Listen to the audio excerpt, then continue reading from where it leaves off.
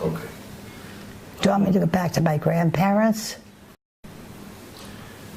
Good morning. Today is the 29th of May, 2018. Right. And we're interviewing Ruth Big in Rehov David El Roi, number 5, entrance bed, apartment 30. Good morning, Ruth. Good morning. Please tell us about the family of your mother. Where are they from? Odessa. Odessa. And when did they come to the United States? 1905. What was the family name of your mother? Titelman. One second. Okay. So the family name of your mother is Tetelbaum? Titelman. Tetelbaum.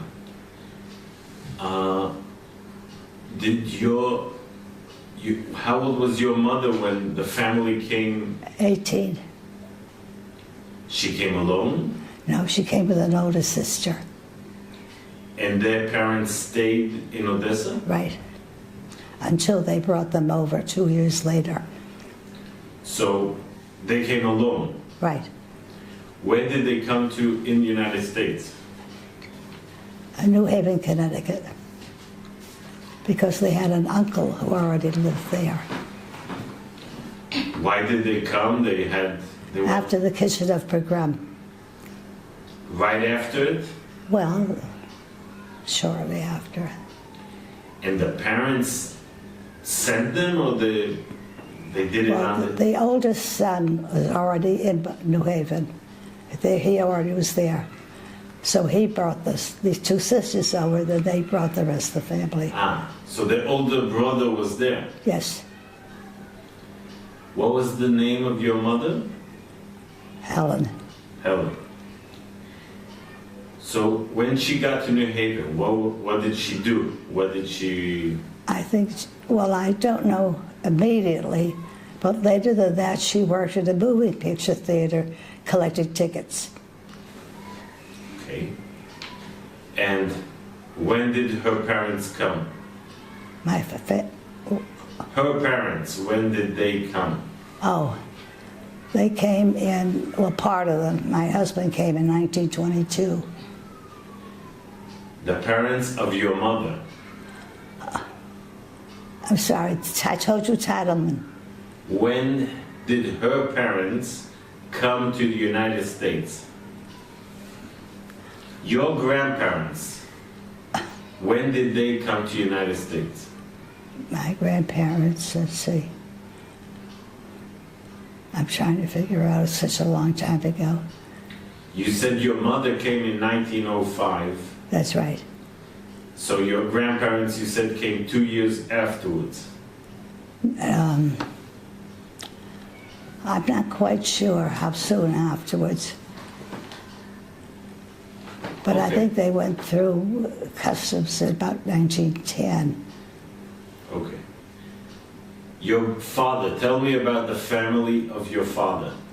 My father's family were rabbis. They go back 14 generations. My grandfather, my father's father, was a rabbi living in Mezbish in Europe. And they had, well, they came, different ones came at different times. It was that, this was how hard it was to bring them here. My husband came separately. No, 1 second. Your father, where's the family from? Again? Odessa. Also Odessa? Did you say my father's family? Yeah. Oh, I'm sorry, Mezbish, in the Ukraine. Ukraine? Yes. And when did your father's family, when did your father get to the United States? 1905. Also? No, that was my maternal, I'm trying to figure this out. They came together, the husband and the wife, in 1905. Your parents were married when they came? Yes. So they got married in the Ukraine? No, in Odessa. In Odessa. How did they meet?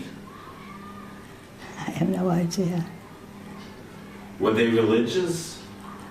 Usually, they were in Odessa. They're a little different than Ukrainian Jews. They were what we would call faintly assimilated. So they came, how old were they when they came to United States? My mother, I told you, was 18. And your father was? My father had nothing to do with it. I mean, you're asking about my mother. Yeah. How old was your father when he came to United States? Wait a minute, let's see. I must tell you that I never spoke to my father about his early history. I'm very sorry about that. I really don't know. All I know is that sometime between 1917 and 1918 or 1919, I don't know. 1 second. They came in 1905. Together, they were married, right? No. My mother and father were married in 1913. Where did they meet? New Haven. Okay, so let's begin again. When did your father come to the States? I tell you, I'm not sure. About? About 1917, 1918, sometime around that. Okay. What did your father do in the United States? He was a rabbi, of course, like his father.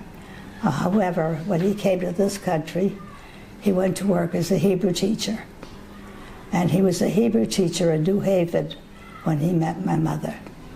Okay. What was his family name? Bick, B-I-C-K. B'Yezrat Yisrael Kamu. And this family name is ancient and goes back a long time? Yes. I can show, I have yichus.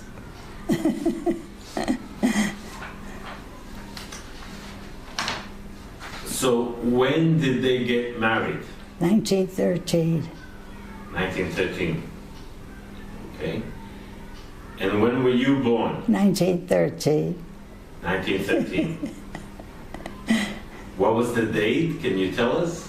When they met, When you got married, when you were born. What is your birth date? My birthday, December 17, 1913. Tell me, do you have more brothers and sisters? I had one brother. He died 2 years ago. And when was he born? When? Well, 1915. You grew up in New Haven? That's correct. No. My father was a rabbi, a very stubborn rabbi, and we moved. We moved and we moved and we moved. So all I can tell you is we went through Connecticut, we went through Massachusetts. I think we were in Rhode Island when I went to college. Please tell me about your childhood. Did you go to public schools? Yes. I must tell you that we moved around so much that I'm a little mixed up myself. My brother had a better memory than I did. I don't remember much about my childhood. It seems that they were happy enough and that was it. I don't know. I was the first child and my father doted on me. We had a very close relationship. You and your father? Yes. What was his name? Chaim Yonah. And he was a Hebrew teacher in the area? He was what? What did you said he taught Hebrew? Well, no, shortly after he was married, he went to New York and got smicha. So he had the education from Europe, so it wasn't very difficult for him to get it. And he became a rabbi? Yes. Where? Where was he a rabbi? But was he the rabbi in the congregation you went to? Oh, no. That was 3 states left. In my senior year at college, I went to 3 different states. I'm talking about as a child. What? As a child. Yes. Please tell me about. What I remember. Yeah, from what's the. I remember one thing very distinctly. This was 1918 when the United States was at war. And I remember the American Legion had a big parade, and we were standing there, and my father, who was in the American Legions, passed by me, and I yelled, "Hi, Papa!" So he turned around, but later they told him it was not proper.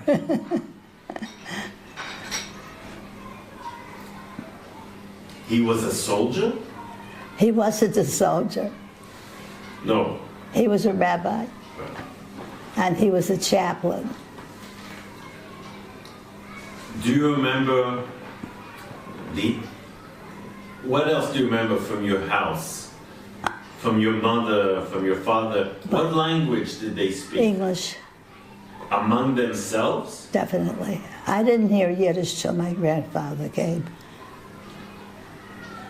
But your father and mother talked English between them? Yes. Okay. Did you have a religious house? Did they keep kosher? He was a rabbi. So everything, it was a religious house? Yes, of course. He was an Orthodox rabbi. Did you go to Jewish schools or public schools? Public school? Public. Yes. Although you come from a religious house, how that was the... I went to school like everybody else. What books did your parents read? What would you say that was the culture in the house? English.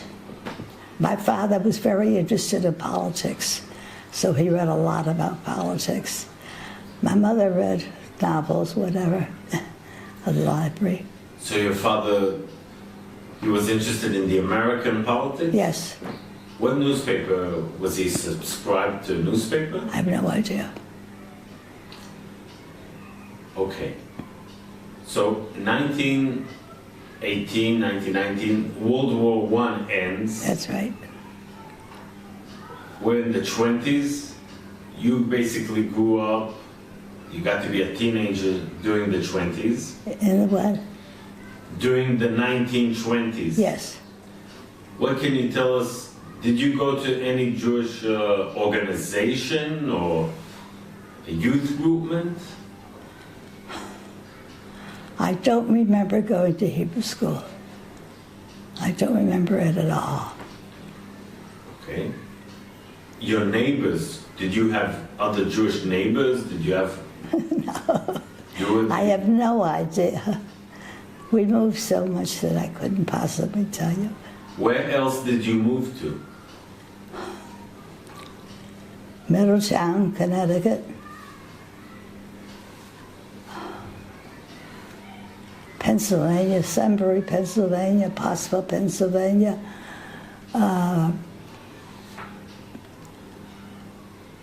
Then I think I went to college.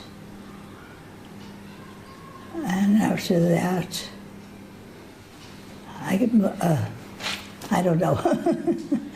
When I graduated college, my father was rabbi in Malden, Massachusetts. Okay, then Was this a big congregation? What? Was it a big congregation? Well, no, they were, we were in small towns. They had one religious organization. It was a combination of Orthodox and Reform. All the Jews in that town belonged to the same synagogue. Reform and Orthodox together? Not Reform. So... Well, I said they mingled. Well, is that Reform? No, you said Reform. No. Orthodox and... The men and women sat together, even though it was an Orthodox. My father was very liberal. So everybody who lived in that town belonged to the same synagogue. What do you remember? How did people treat your father? What was his position? It's hard to tell you because he grew up in a family where a rabbi was God. My aunt tells me that when my grandfather walked down the streets, people did not look at him directly. They put out their hands. And he had a great deal of confidence. I mean, there was a town in Mezhbush where Hasidism originated. But my family were not Hasidim. They were Mitnagdim. They stressed education rather than interests. So that when he came to America, many times he didn't get the kind of respect he felt he was entitled to, so we moved. Because he felt he didn't get the respect? No, I'm telling you that. I don't know. He didn't tell me why they did it. I wasn't even aware of it going on. Economically, what would you say your family, what was the status of your family that you grew Well, up? back in the 20s, we did very well. Matter of fact, I remember my father brought my mother a birthday gift, a pocketbook for $75. We had a car back in the 20s. We lived well. How did you, on the salary of a rabbi? Well, I think he had $5,000 back in the 20s. No, but I'm saying, you say you lived well. Yeah, middle class. Middle class because of the salary of a rabbi? Yes. Did your mother keep on working? No, never. Okay. What would you... Do you remember games that you played with your friends? Do you remember friends of yours? I had friends at the time, but as we kept moving, I mean, I didn't keep up with them. And what would you do in the afternoons? Do you remember, like, what was the activity in the afternoon? I don't know. I think it was normal. I know that my brother one day was playing ball, and the congregation, it was Shabbat.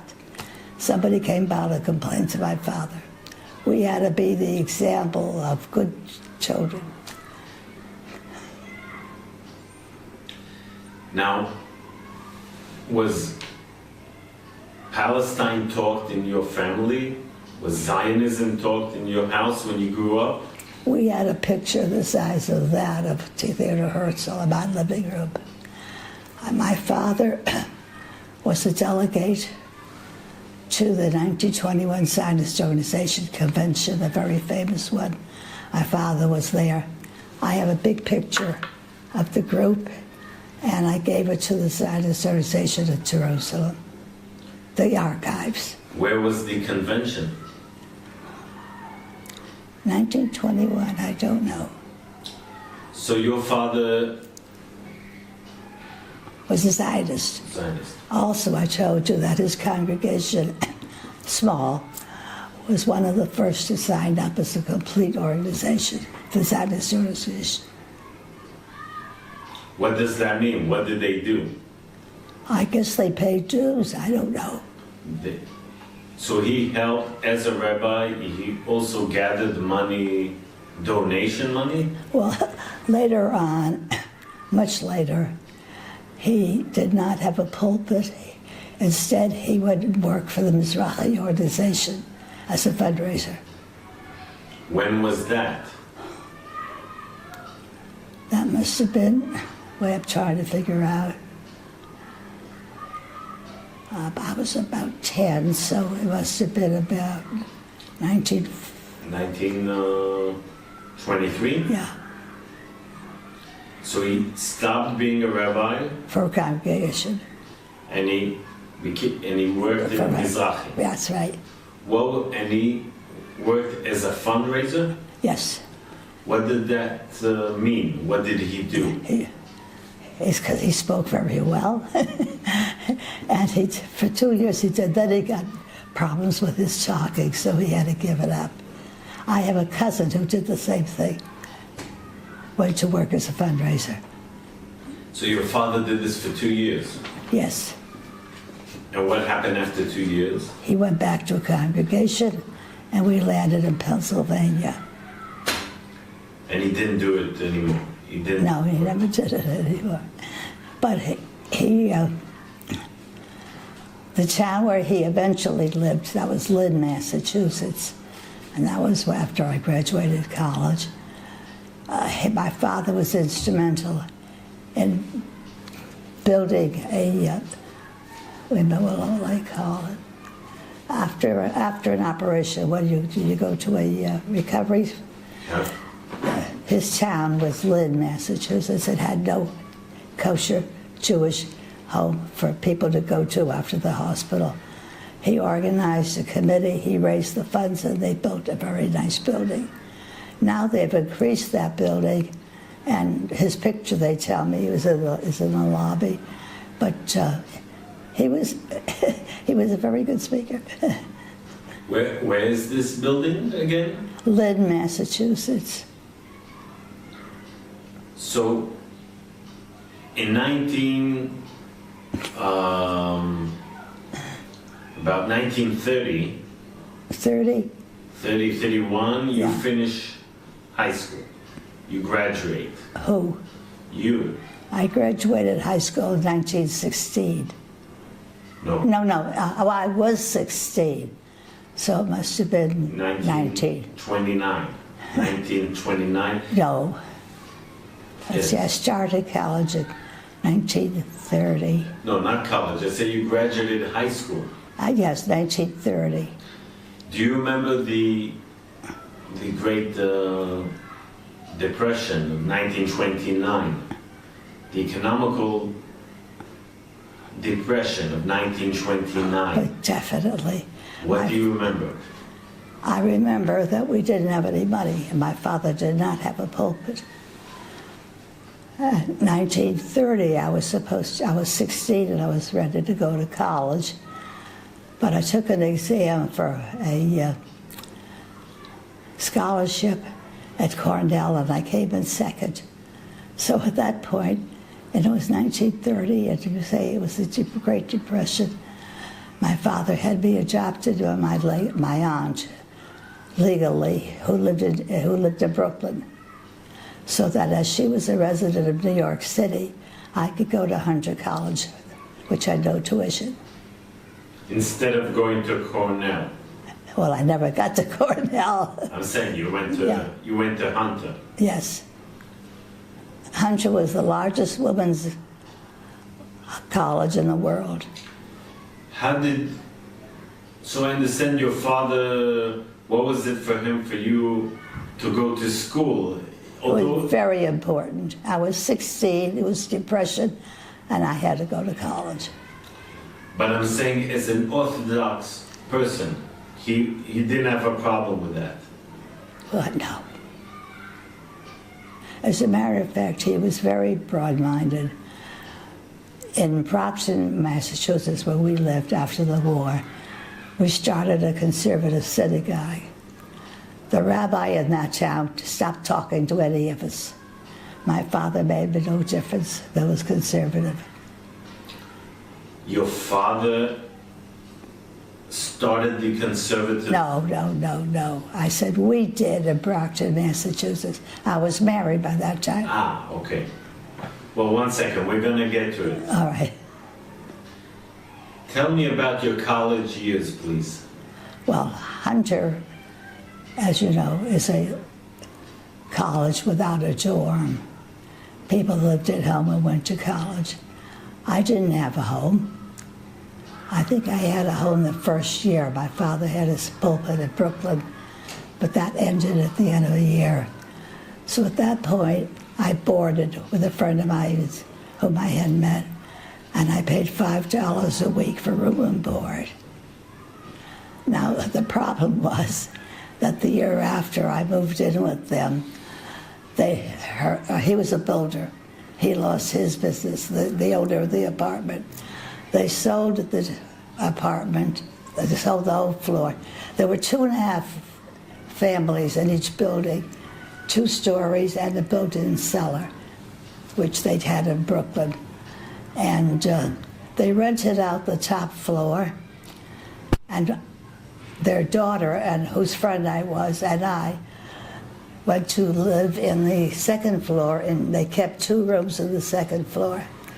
And so in order to go to the bathroom, you have to go out of the house, around the house, into the cellar. But nobody felt poor. I mean, it sounds terrible, but it wasn't. All my friends were college students. Nobody had any money. I had a wonderful time. What did you major? Latin and Greek, classics. Why did you major in that? That was something you... Because I loved class. I loved Latin in high school. I thought it was a very good subject for children to increase their vocabulary, to read literature, and I thought it was one of the best classes that you could teach. However, when the Depression set in, many schools dropped Latin. And so, before we continue, yeah. It interests me very much. What? Your father coming from, what was the town he came from again? Mezbesh.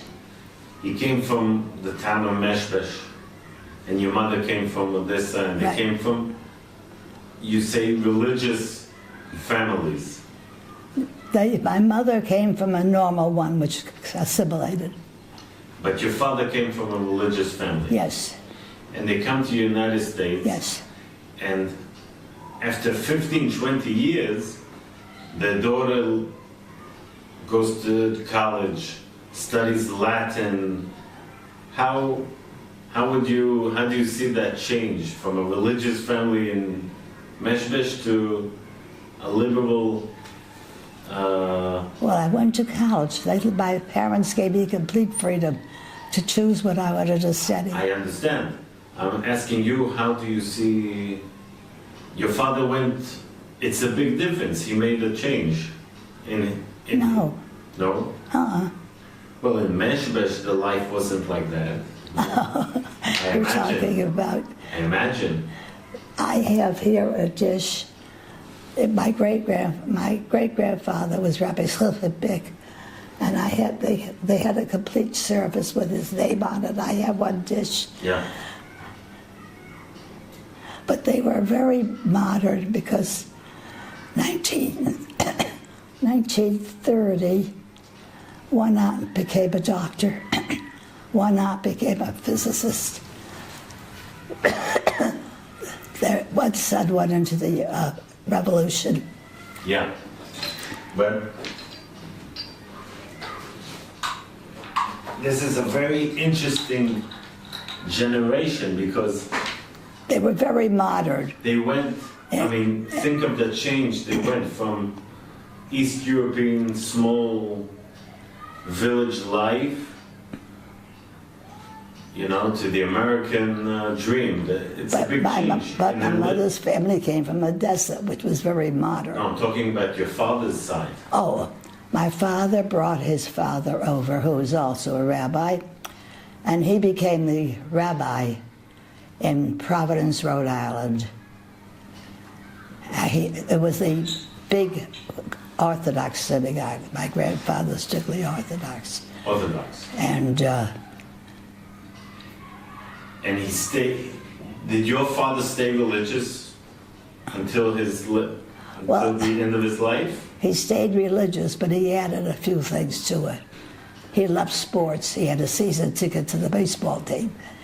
I mean, didn't interfere with his being religious. But he was very modern. But in your family, are there any religious branches that stayed religious in the United States? I'm telling you, my father was a rabbi. I'm asking about branches of the family today. Are there family branches of your family? They've all disappeared. My children are the only ones that are still Jewish. Oh. My uncle the one who was in Connecticut where we went to, became a builder of projects. They had a housekeeper. I mean, they had a summer home. We didn't, but they did. And his family married to non-Jewish? Right. There's no one left except my children. And there were 8 children to begin with, my mother's family. And they all came to the United States? Yes. So let's continue. We are in 1930. You are in college. I went to college, 1930 to 1934. Please tell me, what do you remember of the experience in college? Well, it wasn't a normal college because there was no dorm. Everybody came from home. The place where I lived before, when I went to college, was a small town in Pennsylvania. I had never read the New York Times. I had never gone to a theater. I was very busy in our little town, but when I came to New York, it was a complete revelation to me. I remember that to go to college, 68th Street, I had to take a subway. Take a subway in 7 o'clock rush hour. I'd get in the subway and I couldn't breathe. There's no way everyone took there. I ran out. It took me 2-3 subways to get to my school, which eventually I did, but it was a difficult choice. It was hard to adjust. Did you work during all this time? Oh, yes. You understand, it was the Depression. I remember going to a business where they rented people for the summer, trying to get a summer job with taking care of children. Or I went with a few friends. We used to laugh and say you had to have a PhD from Macy's to get a job. My senior year, I did get a job. Do you know what a 5 and 10 is? It's an inexpensive chain, 5 and 10. And they were in many towns. It was a multi-business. But they had a restaurant, a little coffee shop on one floor where I waitressed. And that's what I did. I did. At that time I got for something like $10 a week. And you did this during all of your college? That was only one summer. That was the only summer I worked. So your parents gave you money for living? In New York? Yeah. Do you remember, what can you tell us of New York? What do you remember of New York in the early 30s? Oh, it was an education. I had a wonderful time. And in spite of the fact that we didn't have a telephone in the building, I had a very active social life. All Jewish, of course. And I did well in school. The classical equivalent of a Phi Beta Kappa is Eta Sigma Phi, and I was admitted to that as a good student. So, okay. And what was the cultural life built of? What would you do with your friends? You said you had a rich cultural life. Well, we didn't have any money. I remember once we went to Coney Island, but I don't know, I guess we just sat around in people's homes. Okay. What do you do when you finish college? I didn't do anything. It was 1934, in the middle of the Depression. Thank goodness President Roosevelt came in and he started the WPA, Works Progress Administration, which took every college kid who didn't have a job and it created work for them. So even though I was majoring in high school teaching, the WPA set up a nursery school in one of the public schools. And 2 other teachers and I took charge of this nursery school. So for 3 years, that's what I did. No, not 3 years, 1 year I did that. And then the year after that, what? Where was this? This was in Malden, Massachusetts. And you lived with your parents? Yes. Okay. But I must tell you that when I was a senior, my brother was a freshman. And he went to college in New York City. So he moved into the house where I lived. And my father sent us $10 a week, $10 to the woman his house was in, and we each got $5. And we lived very nicely on $5. But it was a good time. I mean, it's hard to say why, but we enjoyed it. When do you meet your husband? When did I meet him? 1934. Right after college? My first blind date. Moving around so much, I had more blind dates than anybody you could imagine. Every new city I got blind dates. But he was a blind date. Who introduced you to him? What? Who made the connection? The president of my father's shul had a daughter my age. And so I met her, and she's the one. She was very anxious to meet a certain fellow who was studying to be a rabbi, who had a car. I mean, he had a friend who had a car. So whenever she wanted to, she'd call him and say, why don't you call Ruth Bick and make a date, then you can take us too. Okay. Nathan was a lawyer. You want me to talk about him now? Yeah, but where was he from? He was born in Russia. Let's see, what was this town's name? It was in the Ukraine. I can't remember right now. Well, the town was Mezhbush that I remember. I had an uncle who was a rabbi in the next town. They were all rabbis in my family. But Nathan's family were Prust.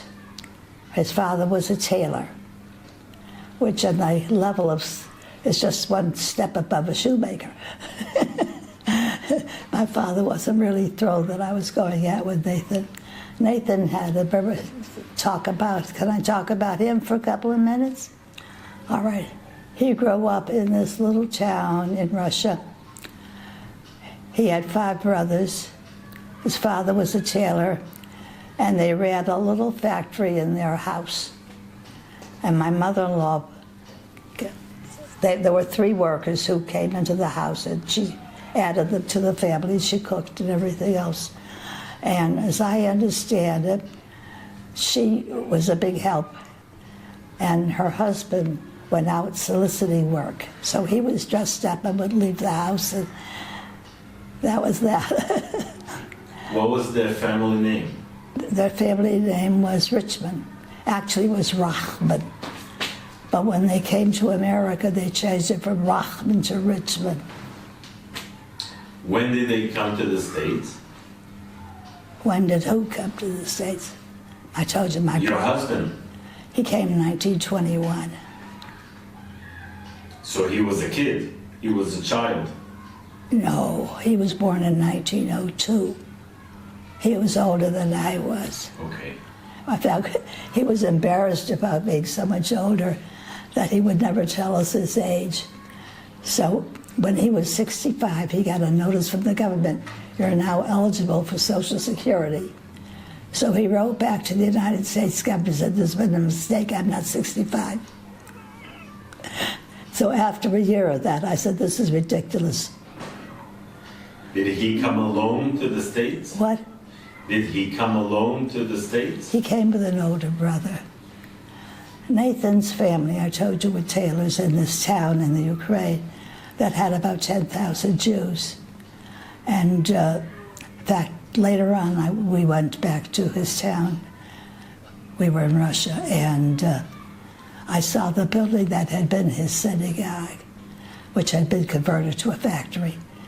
But so he grew up in this town, but he, unlike his brothers, he had 5 brothers, he was the only one that had an education. He went to a Hebrew gymnasium, and he stayed there until an incident happened, I've got to tell you. In 1919, the communists took over Russia. So they had a meeting of the school, and this fellow got up and said, as chairman of the political committee, we have taken over the school. We have fired this teacher, we have fired that teacher, we did this, we did that. What could we have done more? So Nathan, who was sitting in the audience, yelled out, you could have opened a small grocery store, which was the absolute worst thing you could accept. They went in for communism. So at that point, the students began yelling, and I forget the Russian word, exile, trial. So they put him on trial, and they sentenced him to 2 months, and no one was allowed to speak to him. He couldn't go to classes, and he couldn't study. At that point, he decided to come to America.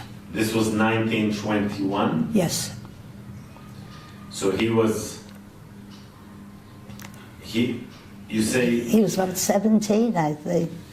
You say he was born in 1902? Right. So he was 19? 19, all right. Okay. He came to America, and one brother had already been in Brockton. So the whole family settled in Brockton, which was a shoe town, manufacturing outside of Boston. And Nathan said, he told me when he came, the first thing they did, they took away his uniform, which he made him very unhappy, and put regular clothes on him. And then they said, people when they meet you, they don't say, how are you? They say, where are you working? So they put him to work in a grocery market. And he had finished 2 years in the gymnasium. But he had an uncle who was smart, and he said, Nathan, go back to school. So he went back to the junior year in high school.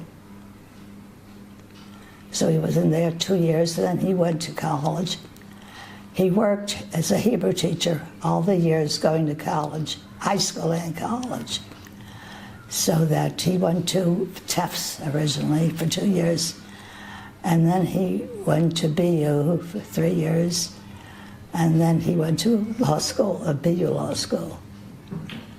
Okay, one second, I just want to understand. What? I imagine he comes also from a religious family originally? They were what you'd call Jewish in Europe. When they came to America, their homes were Jewish. Their homes were kosher.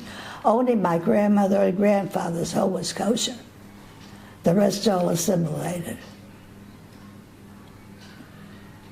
Okay, so after 1934, so your father was already 32.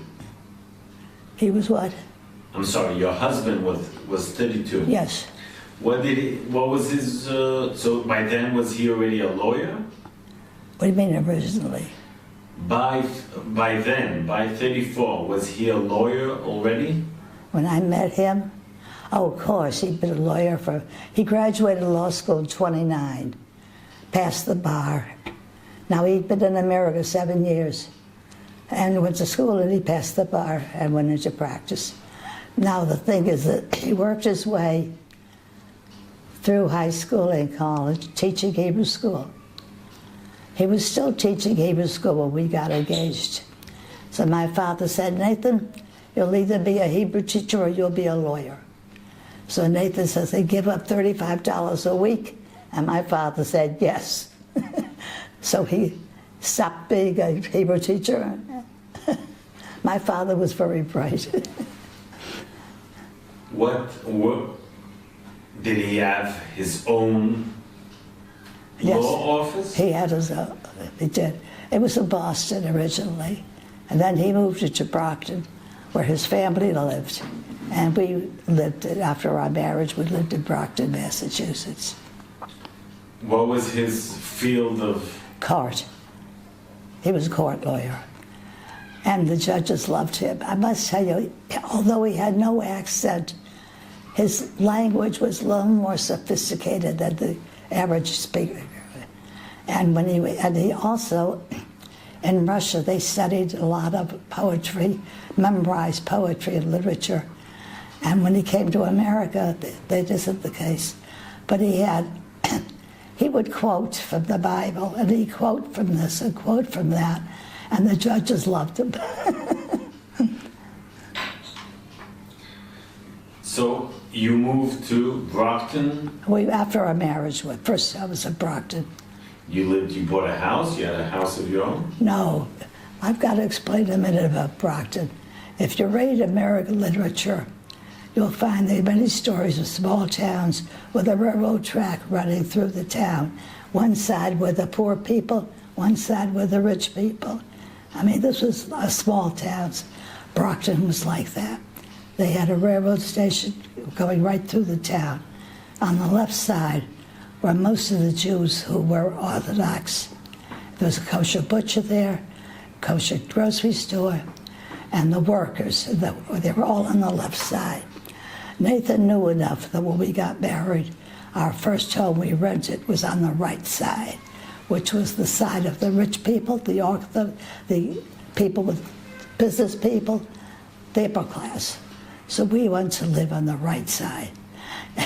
My in-laws from the left side said, "Oh, you live on the right side," you know. It was such, it sounds as if people couldn't believe it today. And there were two shuls on the left side, a Rosh Hashanah and I think the other one, Rosh Hashanah, what was the other one? I don't know. Rosh Hashanah and Litvisha, that was it. What's that again? What? I didn't understand what there were two synagogues on the left side, Rosh Hashanah, Russian, and Litvisha. They had two separate ways of davening, so they had two separate shuls. There was a very reformed rabbi on the right side, very reformed. They smoked in the synagogue on Shabbat, and they didn't keep the code. But and so that after the war, Nathan was one of the first people that said we need a conservative synagogue in our town. After World War II? Yes. Well, 1 second. We're not there yet. All right. So you get married in 1934? Right. No, 1937. 1937? I graduated college in 34. But you met in 1934? Right.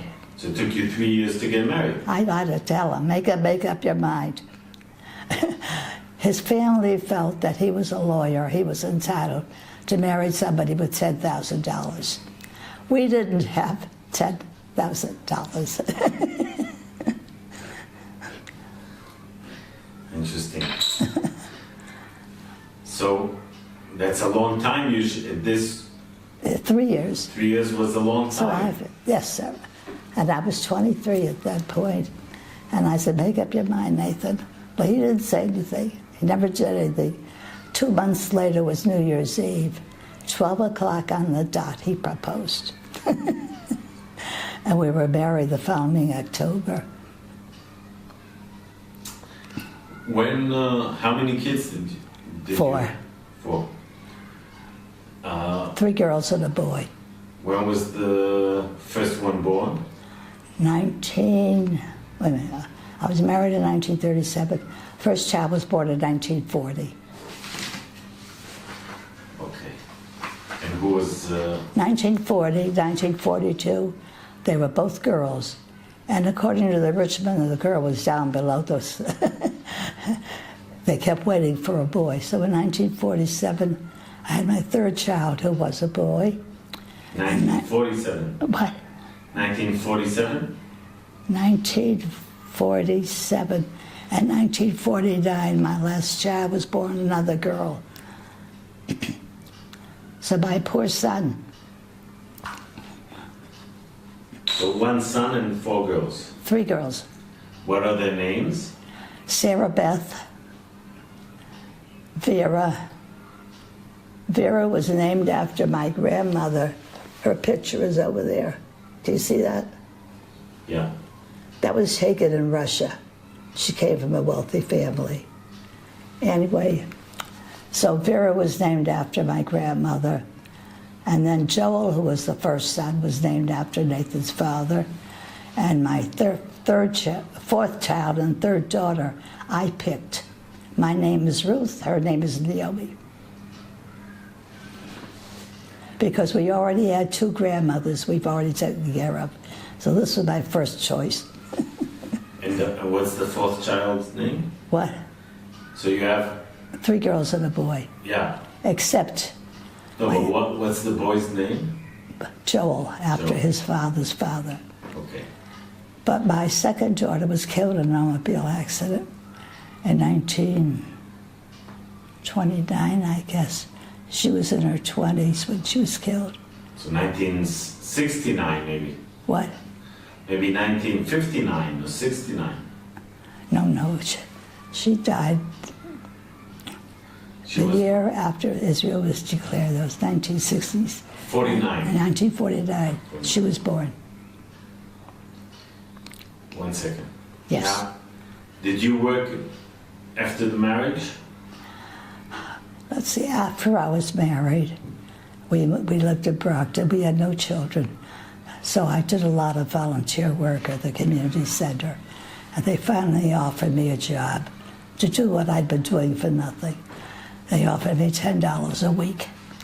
So I came home and told Nathan. He said, my wife does not work. I'm a lawyer. So I continued without getting paid. I never worked. I did, however, teach religious school for 18 years. And I got paid for that. You taught, what did you teach? Well, it was the Hebrew school was the one in Brockton. And so we had 6 hours a week. I used the Boston curriculum. We had 6 hours a week, and we taught mostly Hebrew, reading, not talking, reading, prayer books, and holidays. How did you know Hebrew so well that you can teach? I didn't teach Hebrew.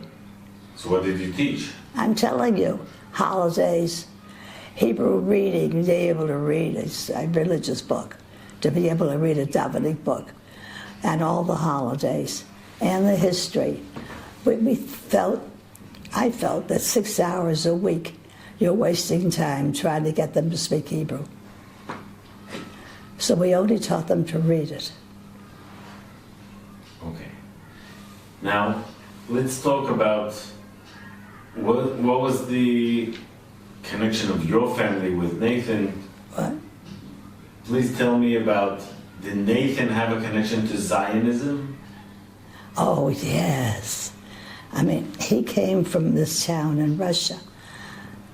Wait a minute.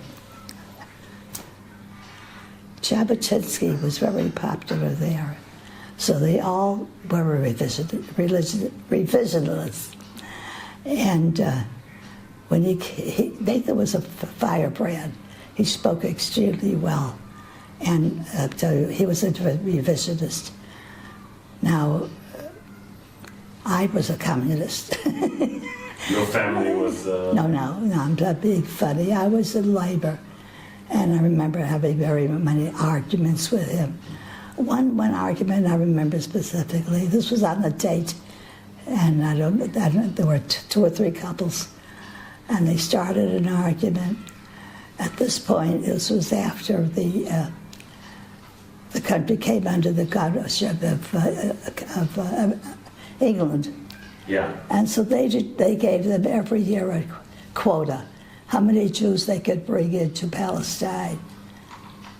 And the revisionists did not believe in that. They said, we've got to get the Jews out of Europe. And so that they worked separately from the labor. We had 2 groups, revisionists and laborites, who fought each other. And Jabotinsky, in fact, came to Boston. He was very well received. Did you see him? Yes. What do you remember of this occasion? His what? What do you remember of that when he came? All I remember was that my husband was very much excited. He only came once. But Boston was the center of Zionism. Boston had more synagogues, more organizations than you could imagine. Actually, before I was even married, we had Young Judea clubs. You know what Young Judea is? Please tell us. It's a Zionist youth movement starting at about 12 or 13, going through high school years. And in Brockton, which was a small town, we had 7 Young Judea groups.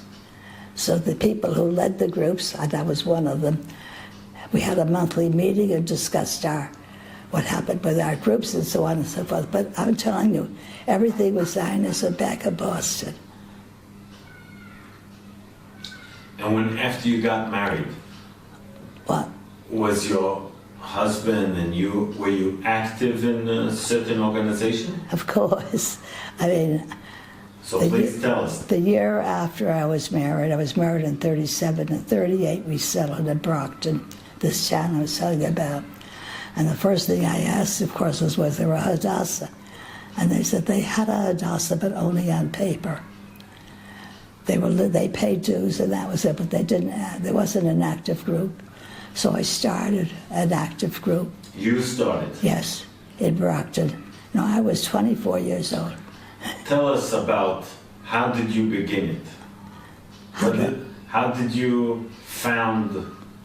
I spoke to somebody, I can't remember who, told us that they had a membership I paid, and that's how they were members. So I met a couple of the people on the west side. This was all on the west side. And they had an election for president of Hadassah the next year. And I was elected co-president because I didn't know that many people in Brockton. I was fairly new. They gave me a co-president. It was a long-time membership of Brockton. And the next year, her husband killed her.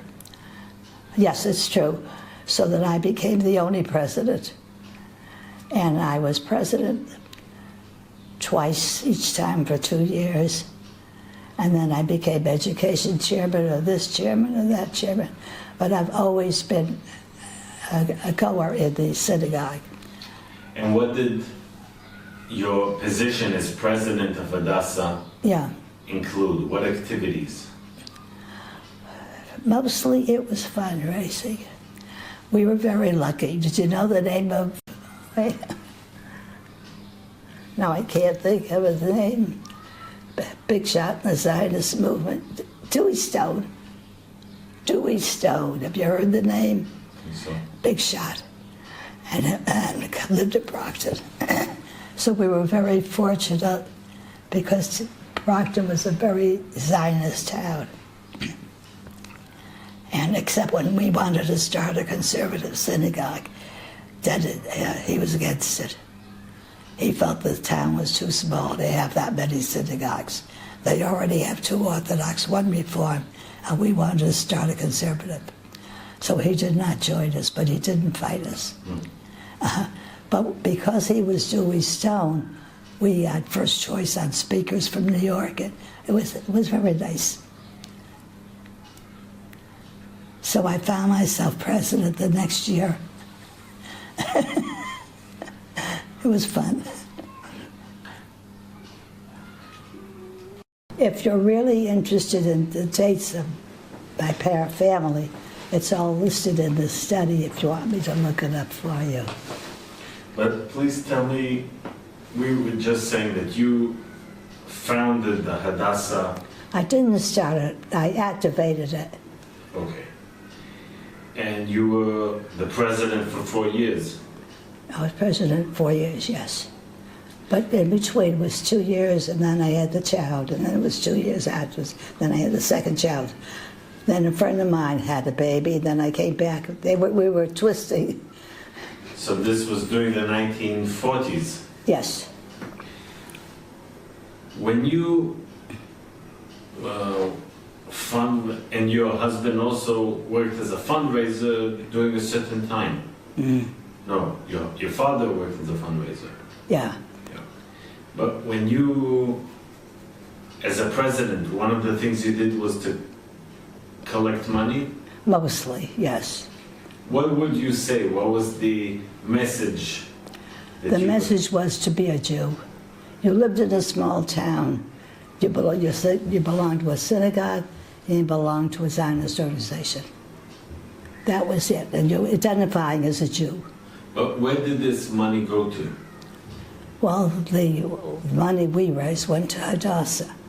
The money that Nathan raised went to the Zionist organization. One second. He started a group in law school.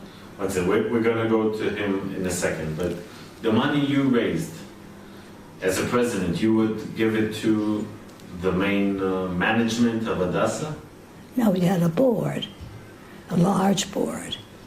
And I started a library within the synagogue that was very active. and the money was transferred, To Hadassah, yeah, in the United States. yes. Yeah, and the money stayed in the States or went to That's up to them. Every year was different. Mostly it went into the hospitals in Hadassah. Right now they're changing around, building to a straight. Anyway, they need the money. Yeah. Sarah Beth worked for them for years until they couldn't fire her. Now she works as a journalist for Hebrew University, my oldest daughter. But what I'm trying to ask is about Palestine, Israel. Yes. Was that talked about in the early 1940s? What did you know what's going on in Israel and Palestine?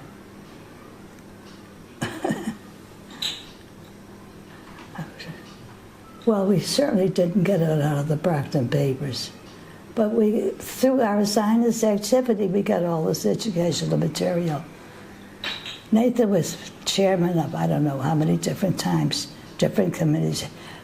He spent more time on Zionism than he did in his law practice. So before we go to Nathan, I just want to ask you, World War II broke out in 1939.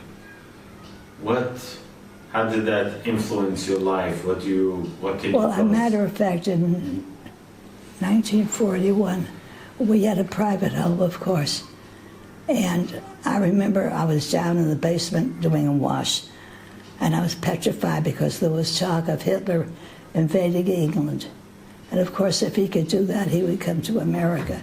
And I remember down and doing a load of wash, thinking, what Christians do I know that I could give my children to if I had to?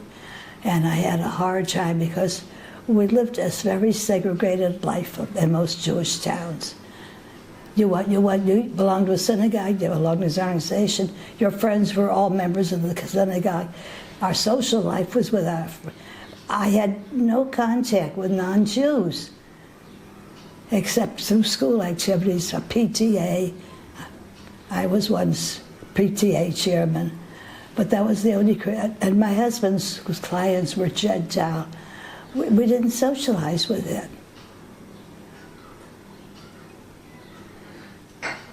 I tell you, what did you hear of what was going on in Europe?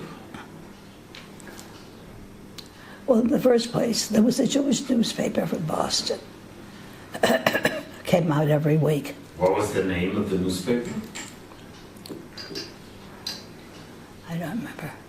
But I must tell you that Sarah Beth's husband, my son-in-law, was very interested in Jewish times. He started a second Jewish newspaper in Boston. Now the first... But that's later.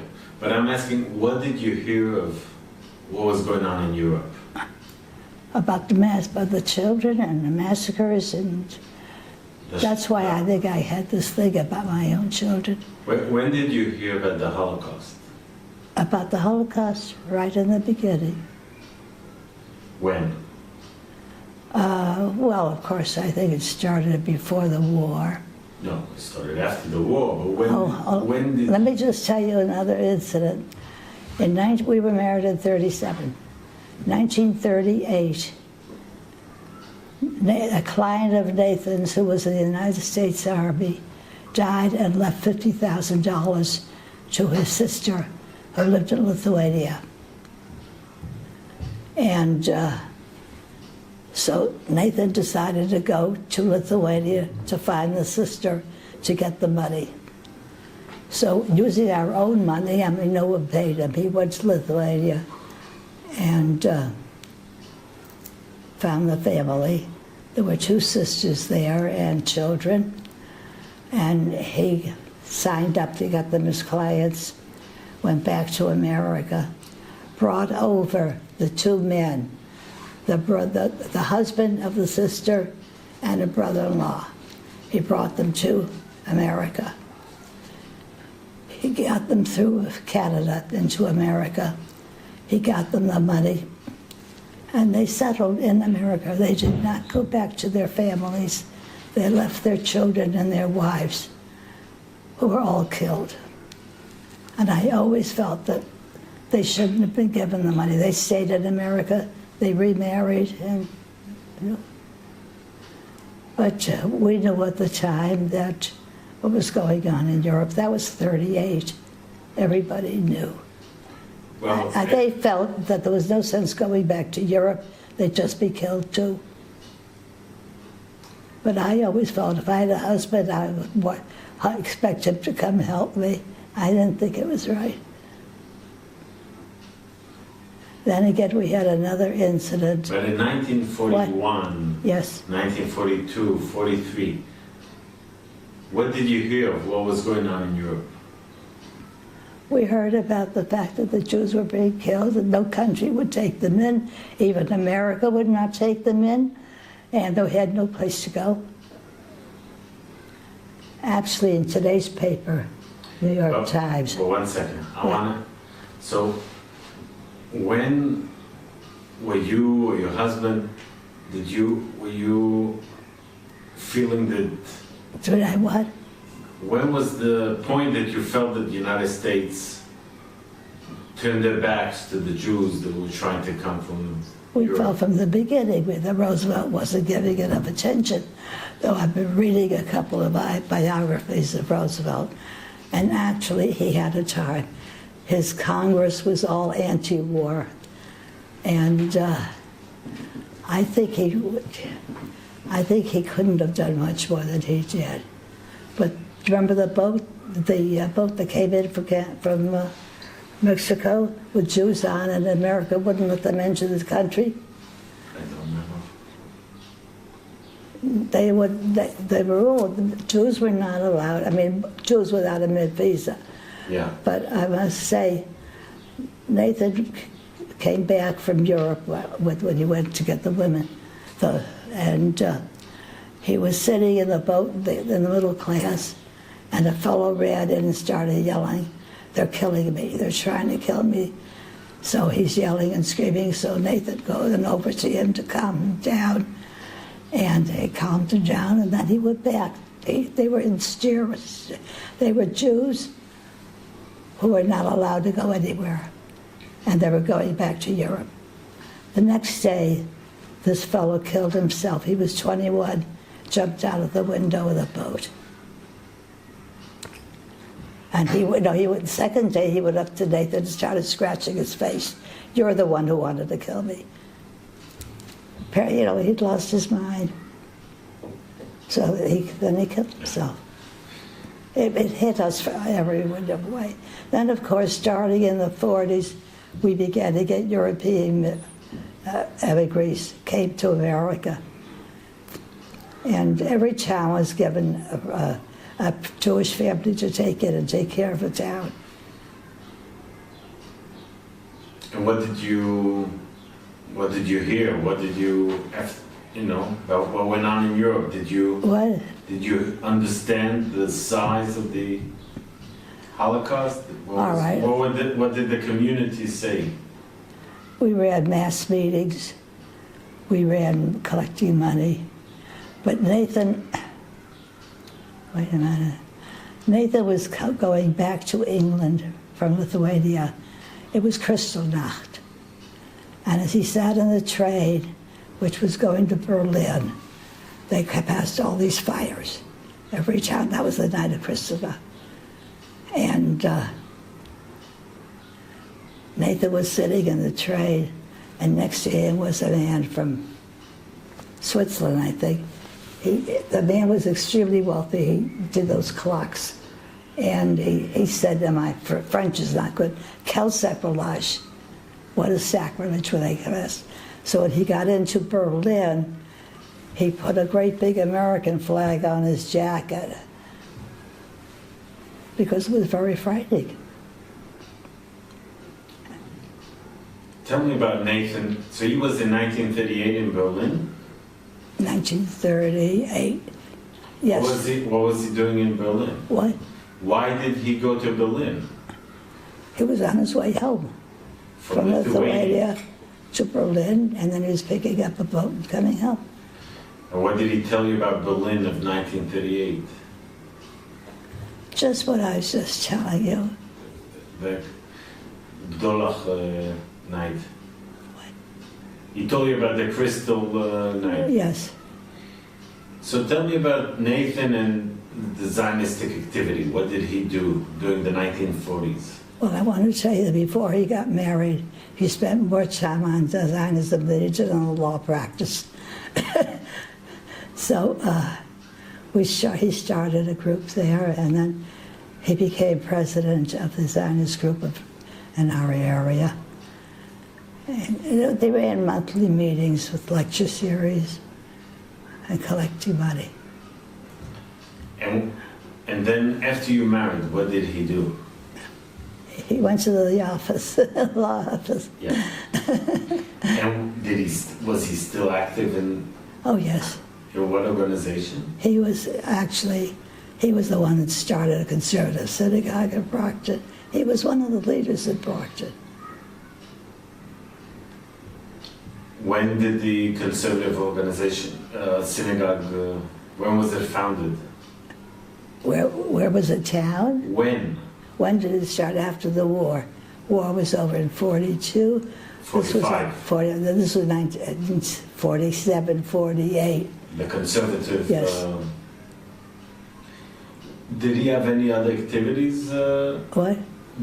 Was he connected to any other activities in the Zionistic activity? No. We went to, with JNF, we went to every single convention they had in Boston or in Providence. We were there. Yeah. We didn't miss a thing. We even went to something in Washington. What did you hear of what was going on in Israel? What? What did you hear of what was going on in Palestine? The newspapers. I'm saying, what did you know? What did you know about what was going on? Well, that's rather elementary. What the know is that they didn't want to, they wanted to leave us right. There should be no Jews left in Europe. Did you have any thoughts of coming to Israel in the 1940s? No, let me just say this. Sarah Beth, who was our oldest child, came to Israel for a year, run by I think it was Young Judea, a year between high school and college. But this is already 1950s. Yes. So one second, I want to... Because it's tied up with the fact that our children went first. No, but 1 second, I'm not there yet. In 1947, the UN votes. Do you remember that vote of the? Oh, we were alone in our house and we heard it over the news, and we wanted to go out in the street and dance, and there was nobody around to dance with. It was one of the happiest moments. Actually, that's the reason I came. I felt that after 2,000 years, there's a Jewish state, I have to be part of it. And then the war breaks out, Yeah. 1948. Well, Nathan, of course, spoke a beautiful Hebrew. And so that helped wherever we went, he could speak Hebrew. Where? America, Europe. I don't understand. Why did he spoke Hebrew to who? To the people who, let's just say, we traveled a lot. I like to travel. We went around the world, for my 50th anniversary. No, but 1 second. Wait a minute. And everywhere we went to the synagogue. Every town we visited, we went to the synagogue because we felt if we spoke to the people in the synagogue, that's basically giving us the truth, whereas otherwise you see tour guides, who do you speak to? So we went to every town in the synagogue. But this is already... Oh, but I just Much later. Yeah.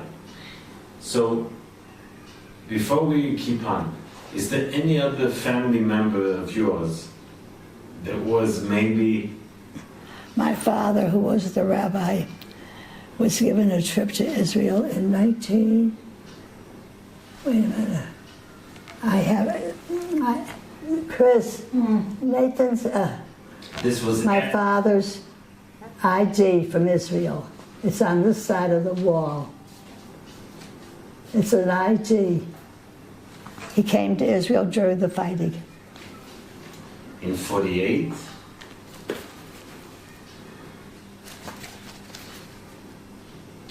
February. Please tell me, what was your father doing here in 1948? Just visiting. His synagogue gave him the trip as a present, and he was so anxious to come to Israel. So he came, and Was he still a fundraiser? well, I tell you, at that point, I don't think he was he wasn't fundraising for anyone. He went back to being a rabbi with the congregation. Okay. So, in 1948, the State of Israel is founded. Do you remember that day? Or? I'm telling you, it was at night when we heard about it. I guess it took that long anyway. So, there was nothing to be discovered. Went out and dance by ourselves. Okay. Please tell us afterwards, your kids, they go... All right, I have 4 children. Yeah. Sarah Beth, who's my oldest, lives in Jaffa. Sarah Beth, What did she do? What was her profession? she's a journalist, freelance, and she works for nonprofit organizations. Right now she's working mostly for Hebrew University. When did she come to Israel? She came when she was 16, between high school and college. She came for a year, and she didn't want to come back. We actually had to insist that she come back and go to college. I'm sorry. We made a mistake. Then what happened in Eilat, the tour we were on went down to Eilat overnight. So we were sitting on the beach, and Nathan was listening to the radio, and this tall, handsome guy comes over and just, may I sit and listen to the radio with you? When was this? 1960. 1 second, before we get to 1960. Let's hear about, we're already now 1950s, your kids, they're basically in... So they came, and Sarah Beth came between high school and college. So this was 19... When she graduated high school. This was the late 1950s? Right. The second child, Vera, we decided that that program was not good because it made Sarah Beth very unhappy. She didn't want to come back. So with Vera, we said she could come for her year, but she came to Hebrew University for her junior year at college. And she took courses in Hebrew, which most people did not. Yeah. And she loved Israel. She changed her major. She traveled all through Israel as part of the group that's studying. All right, then... This was when? 1940. No, 1942. This was after the Cold War. 6-Day War? Yeah, right. When was Vera born? What? When was Vera born? 1942. 1942. So this was about 1960, 1962. 1958, 59. Okay, so this was after the Kadesh War. Yes, well, that summer, she came and spent the summer here in Israel, mostly in Eilat with the Yemenites. Oh, this fellow was a Yemenite, did I mention that? He was... You said you came first, this was the first time you came to Israel? What? You said in 1960s you went a lot with your husband. That was just a tour. And you said you wanted to tell us a story that you were listening to the radio. And somebody came and asked if he wants to... Well, that's the Yemenite and the lot. What's the end of the story? The end of the story is that became our home base. Every child went to a lot and became part of their family. We were the Richman part of their family. So we would go, after Vera died, we set up a youth center in Eilat. Why Eilat, people ask me, because of the fact that we do these Yemenites. So we set up a youth center in one of the schools in Eilat. And every year, in the winter, they make a Azkara. They dedicate it to Vera. Vera, when?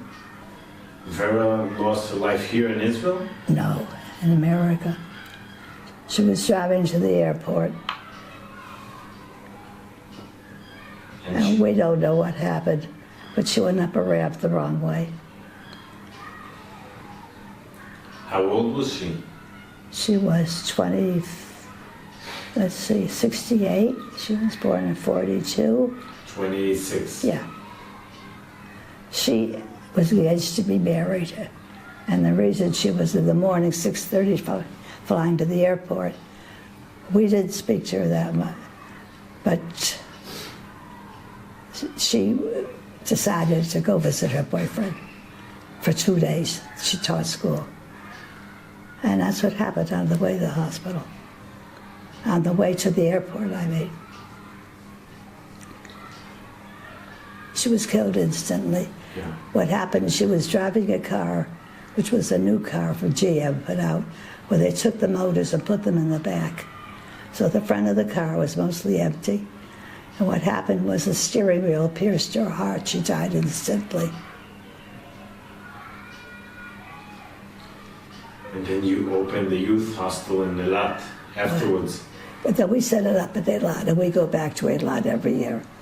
And it's been so many years. We gave them a lot of money. What's the name of the youth hostel? Ruth Richman.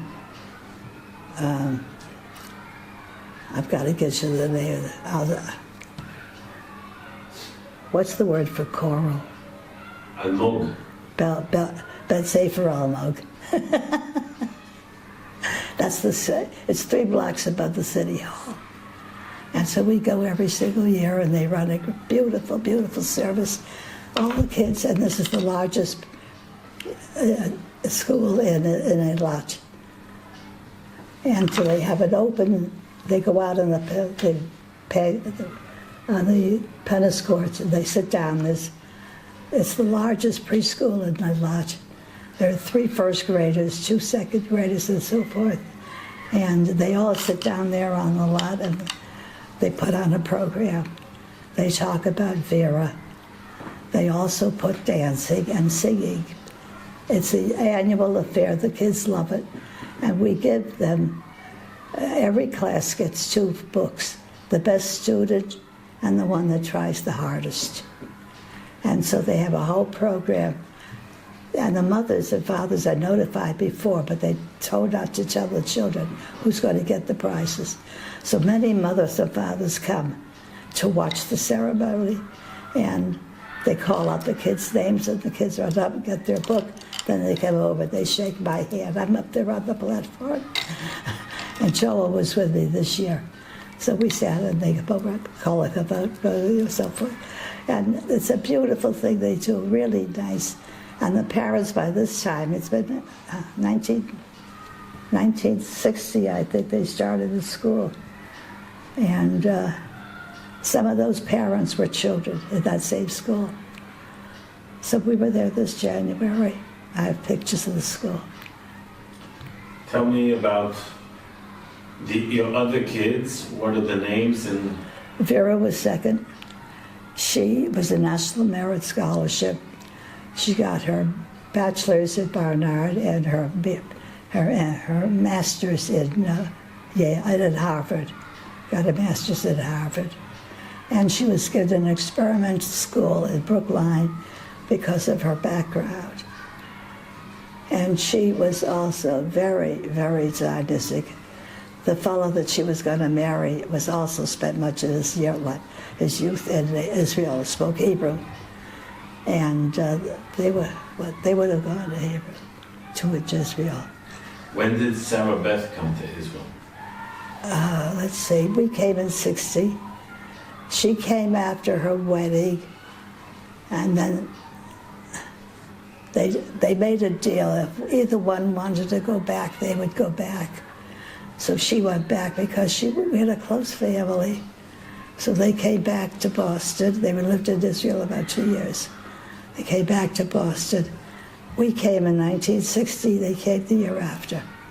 You made Aliyah in 1960? Yeah, and they made Aliyah in 1961, along with their family. They have one boy. I'm going to talk about... One second. Now, when you came with your 2 younger kids? I mean, we made Aliyah? Yes. In 1960, we didn't have any younger kids. So you had Joel and you had, what's the name of the 4th girl? But they didn't come. They were out of college. They had to, I'll tell you about them. But 1 second. Yeah. How come you came in 1960 to live in Israel? What made you make Aliyah? I've always wanted to make Aliyah. I would have come as soon as we were married. Nathan, as the lawyer, was very attached to his family. He was the head of the family, even though he wasn't the father.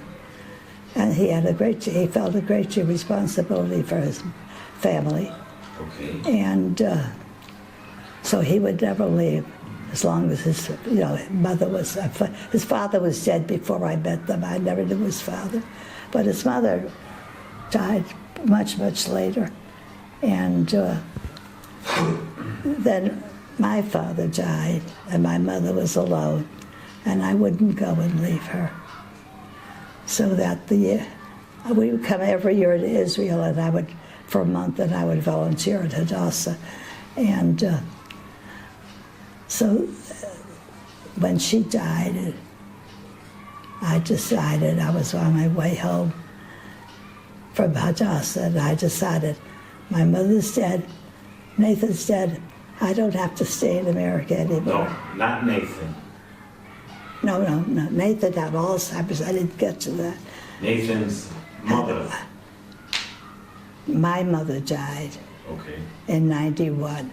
So I came back from the funeral and I decided... No, not 91. Maybe 61? 61 was just a visit. My mother died in 1991. Okay. When did you and Nathan move to Israel? When? When did you and Nathan move to Israel? Elah? To Israel. When did you make Aliyah? 1991. 1991. I have a picture. They took a picture of us in the newspaper. Okay, so 1 second. So yeah. I thought you said 1960. 1960, we came on a tour. Okay, now, so let's keep on. Your Nathan in the 60s and 70s and 80s, he was still a lawyer. Very much so. And he took in a partner, and for the first time, we were really rich. He was a successful lawyer. Yeah, but not when he was alone. He hated to send out bills. And you all still lived in Bickman? In Brockton. Brockton. Yes. Tell me about your other 2 kids. You didn't... So I got to Vera. 4 years later, I had Joel, the first boy in the family, which for a European Jew was very important. I must tell you, it wasn't fair to the girls. Joel, poor kid, he didn't ask for it. But as the only boy, my husband centered on him. Everything And Joel would have been very happy playing baseball. Instead, he had to go take a Hebrew lesson. I took him into Boston twice a week to study with Israelis so he'd be able to get a better Hebrew. After his bar mitzvah, Nathan brought him in once a week and studied Talmud. I'm telling you. On the other hand, Joel was the only child who had a car of his own. So it was hard on him, though. About 3 years ago, before Nadel, I called the girls and I apologized that I didn't fight more for them. It isn't that Nathan just, his interest was on his son, all right? Yeah. And what did your son study? What did he learn? What's his profession? My son, I think it's probably a result of the way he was raised. Anyway, he went to private school, high school, the only one of the kids that did. He went to prep school because Nathan was sure he'd get into Harvard, and he didn't. He didn't get into Harvard, he didn't get into Princeton, and he didn't get into Yale. He got into a college called Grinnell in Iowa, which is a very good school. So he was in college in Iowa, and he went to Israel at the end of his sophomore year when he was a junior. He went to Hebrew University for his junior year, which was the year the fighting broke out. And he had his motorcycle. So he was doing work with the people in charge of taking care of the city. Tel Aviv at that time was attacked once. And so he was here for a year, and he didn't want to go back in the worst way. He wanted to join the Air Force. He worked for the Army during the little month or so that there was trouble. But he went back, and he went to, let's see, where did he go? BU Law School at that time. And he wouldn't go to law school in Boston unless he had a car. He bought a truck. So he thought, I don't know why he bought a truck, but he bought a truck. Anyway, at the end of his sophomore year, he walked out of law school. He said he wasn't interested anymore. So he took his bar mitzvah money, which was $1,000, and it was in his name. It was his bar mitzvah present. And he went to Canada and bought land on the top of a mountain in Canada. And that's where he lived in a tent for a year. Then after about a year and a half, he wrote to Nathan and said, I'd like to go back to school. So Nathan had a little pull there, and he got him back for his junior year. So he went to law school 2 years. And meanwhile, he had moved by himself. He was out of college. He was already alone. He moved to Provincetown. Do you know Provincetown? You ever heard of Provincetown? Yeah. He went to Provincetown and lived there. And he worked, I don't know what he worked. He worked at a sub store anyway. What did he do? What's his main profession in his life? He's a lawyer. He's a lawyer. Okay. I'll get to that. No, but it's not all right. Mainly a lawyer. All right. Okay. And tell us about your fourth daughter. And he lives in the States? He lives in Hawaii. Hawaii. Because of the windsurfing. His second son is world champion for his age. I mean, nuts. But he's a lawyer in Hawaii. Yeah. Very successful because for 7 years he was the acting rabbi in that town in Hawaii. Joel. When he moved into Joel, there was no synagogue. So he organized them, and they met at people's homes. Then he got them a synagogue. And now it is the one big synagogue in Maui. And Joel is now the president. He's no longer the acting rabbi. How did he know he started being a rabbi? I'm telling you. Nathan had him tutored all over the place. I'll never forget one year he was practicing Konadre. And this is a conservative... What? Is this a conservative? Yes. Well, it's one synagogue in the town, it's everybody. And they have a rabbi now. Okay. So he got an award this summer. Yeah. The Hawaiian Jewish congregations gave him an award for the 7 years he served as a rabbi. Tell us about your fourth daughter, please. The fourth daughter is called Naomi, 1949, and the third girl, the fourth child. And we really didn't pay that kind of attention to her, but we had 3 other kids floating around the house. When they went off to school, and Naomi was alone in the house with me, that's when we went to she was always interested in music, dance, and so we went to concerts to Boston. We had a good time.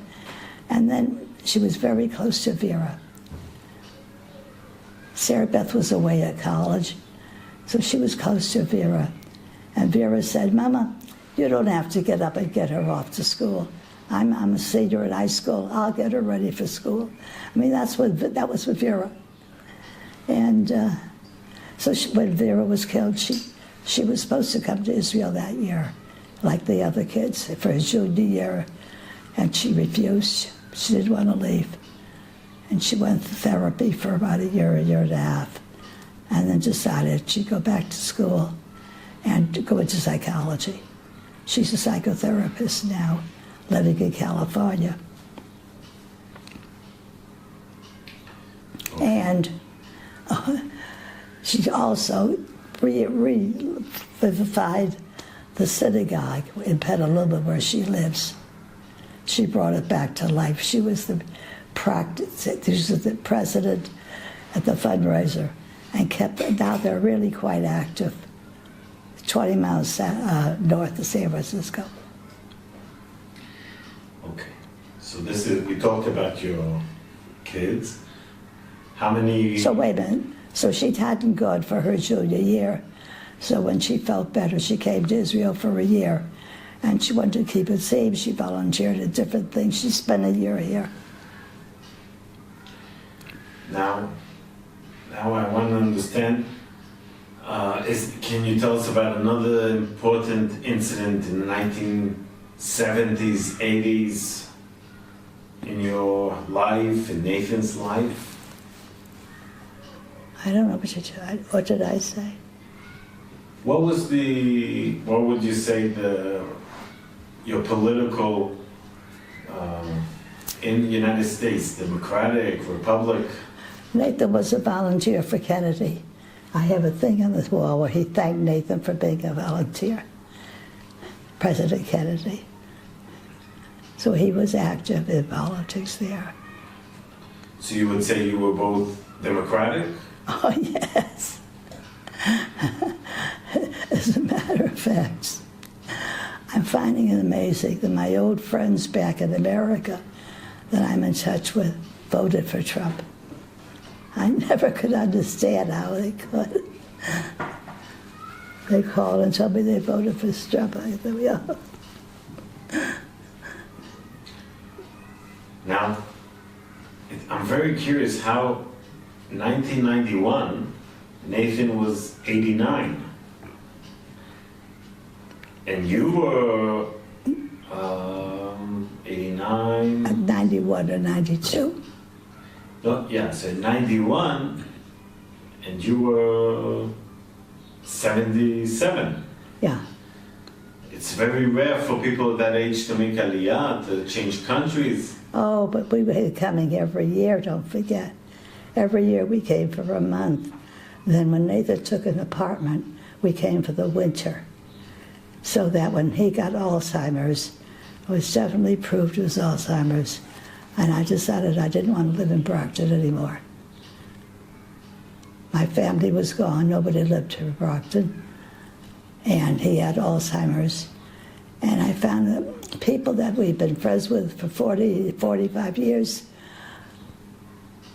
didn't want to spend time with us. They were embarrassed about Nathan.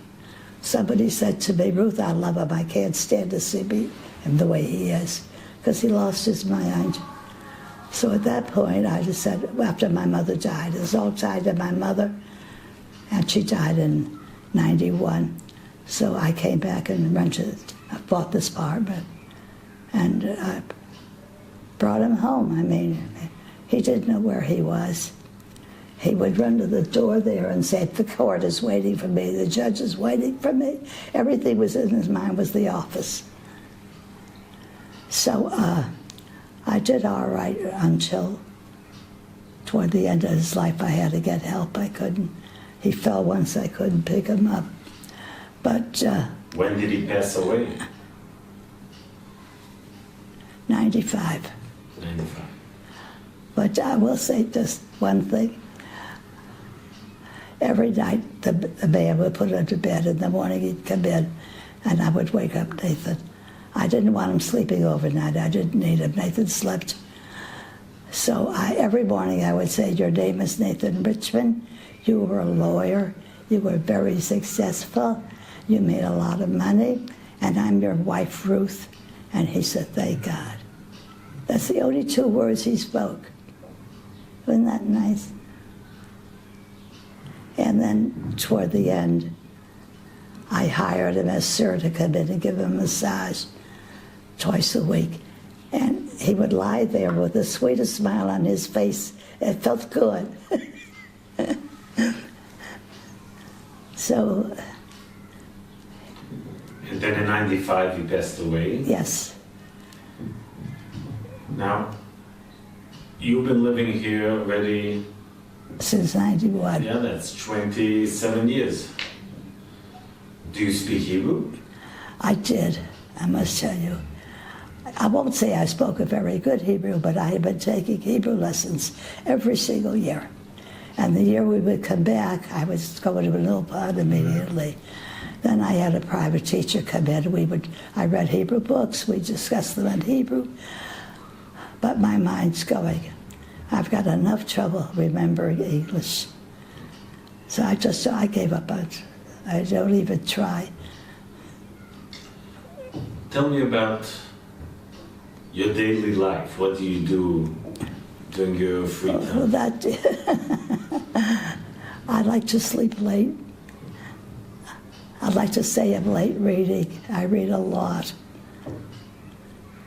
And in fact, while I was in Israel already, I started a Yom Yom, a day of education. I was chairman of education for Hadassah. And for 10 years I ran this big program. It was very successful. Where was this? In Jerusalem. During what years? I've got all the figures back there. Let's see, it must be 2 years since we stopped, and 10 years before that. So I would arrange speakers, a theme for the day, and run 3 or 4 speakers, lunch in the middle.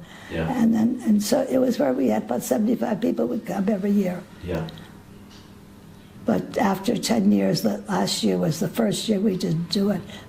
I had 5 girls working with me, and they gave up. I was hoping they'd continue, but they didn't. So, do you still walk outside? Do you walk around? I try. Everyone's been nagging me to walk. If you look to the sidewalks in the street, they're all cobblestones, and it's very hard to walk on them. I don't have a car anymore. When I was 95 was the last year I got a license. So now I don't have a car and I don't drive. If I have to go someplace, I'm going to the synagogue on Shabbat. We take a cab and then I walk a little bit. When I go out, I walk. If I don't go out, I don't go out. How many grandchildren do you have, and great-grandchildren? I have 7. Joel has 3. Naomi has 1. Sikra has 2. And Sarah, Sikra, her name is Sikra. She's named after Vera. Sarah Beth's daughter. Ah, okay. Her name, they made up the name Sikra because they didn't want to call her Vera. And Sarah Beth had 2, Sikra's 1, She has a son 2 years older who is, what do you call it now? He doesn't speak. What do they call it? It's not Alzheimer's. Autistic? Exactly. Thank you, I told you. So he has that. So he's been in private schools all the time. Now that they're here in Israel, she's found a very good program. He stays there all the time. He's got a room of his own. He comes home every other Friday night. And I must tell you, he knows me. He comes over to kiss me. He knows, he doesn't speak. Yeah. How many great-grandchildren do you have? Only 2. Secret has 2 girls. One is Avna and one is Adna. And they live in the States, in California? Now, yeah. He was in the Foreign Service, American Foreign Service. So his first, they had to learn, Who was in the force? What? Secret's husband? Yeah, oh, his name is Noah. And so their first station was in Yemen. And they spent 2 years in Yemen. And for that they had to learn Arabic. Then the next 2 years he was in Tel Aviv.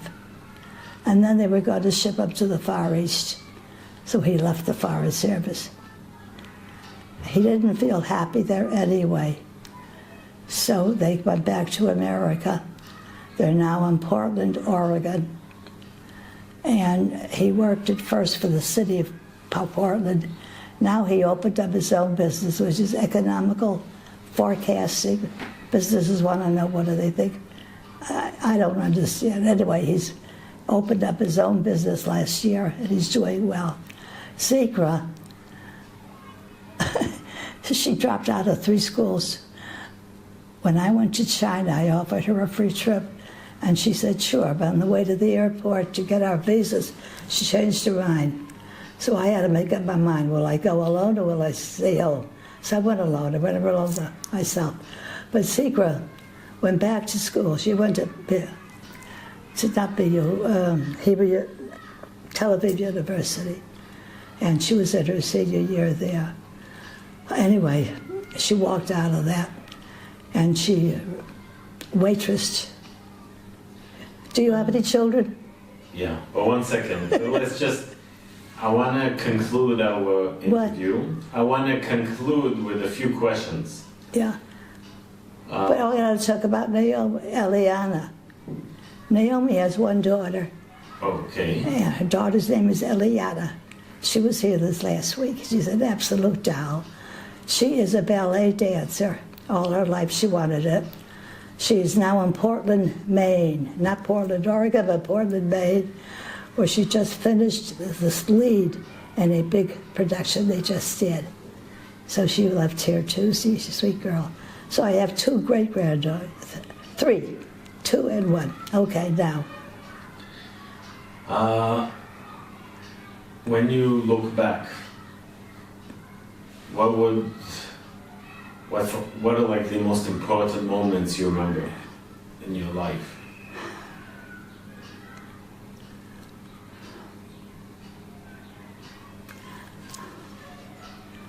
Well, if you're not talking about marriage, I'm talking about the fact that things that changed my life was Vera's death.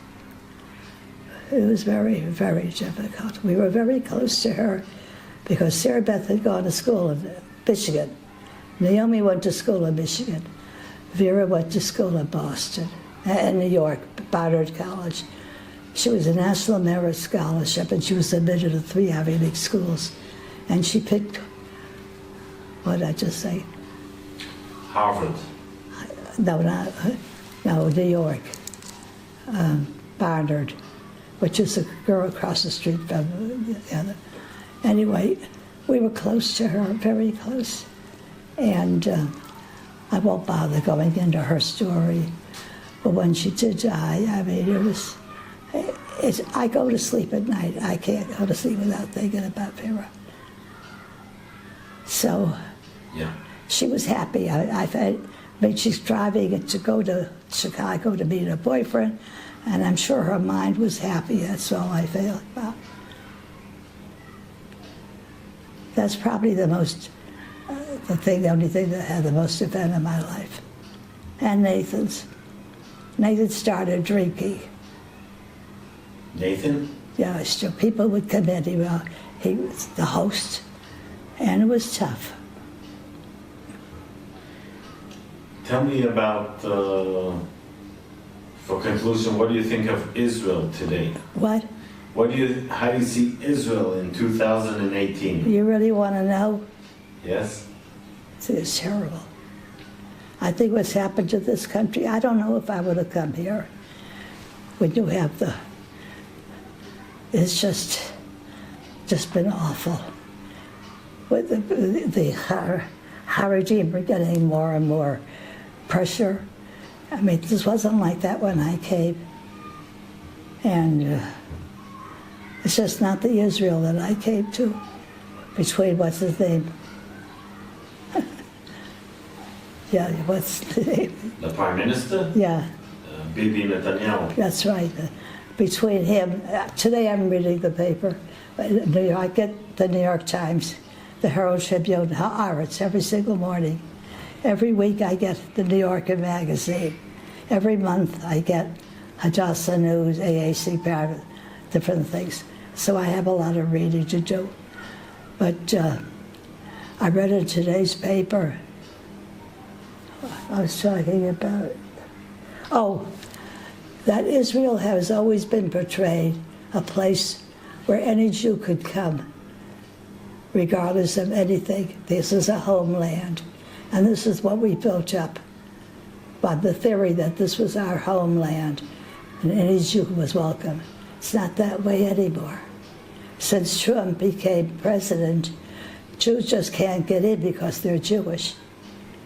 As a matter of fact, there's been a surge of anti-Semitism in America. There's a split in American Jewish Jewry. And it's just been terrible. No, but why can't Jews come to Israel now? They can. Now? To Israel? Well, because Trump has declared 5 peoples who are not given visas. You mean?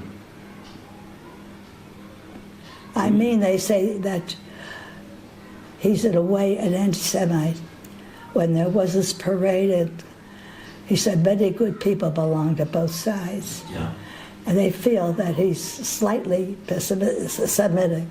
And Netanyahu, of course, is just crawling along with him. So we can't depend upon him. They said, today's paper, if Jews are being thrown out of other countries, they can't assume that they're going to be allowed to come in here, because he's got 5 peoples that he won't get. In Israel or to the States? What? They won't be able to go where? To Israel? A Jew won't be able to come to Israel only because he's a Jew. I didn't hear that. Well, that's always been the talk during World War II. No, I'm saying today. I'm saying today. Well, because American Jewry is very similar to the left wing of Israeli Jewry. Yeah. And they've always talked about Israel as the homeland of the Jewish people. And right now with this Meshuggah as president of America, they don't know what he could. He did pick 5 Muslim countries that are not allowed to come in. I don't know. What would you like to say to the next generation, to your grand? You're not going to put that in. Well, it's okay. What do you, for ending the interview? Say it again. For ending the interview, what would you like to say to your kids and grandchildren and great-grandchildren? What is your message? That has been Nathan and my hope, that our children should continue to be Jews. This was always the most important thing to us. And I look at their future. My son has 3 children, 1 daughter and 2 sons. They're not close to me, so I can wipe them off. And I can't say that. Jesse was here 2 years ago. But there isn't a feeling of relationship. when your parents are one country and he's in Hawaii. Joel now has Parkinson. He's just 72, and he's got Parkinson, which is not good. No, so he's a very good son, and my daughters are good. But I feel that they assimilate. So I don't think Joel's children are going to marry Jews. They're not there in Hawaii.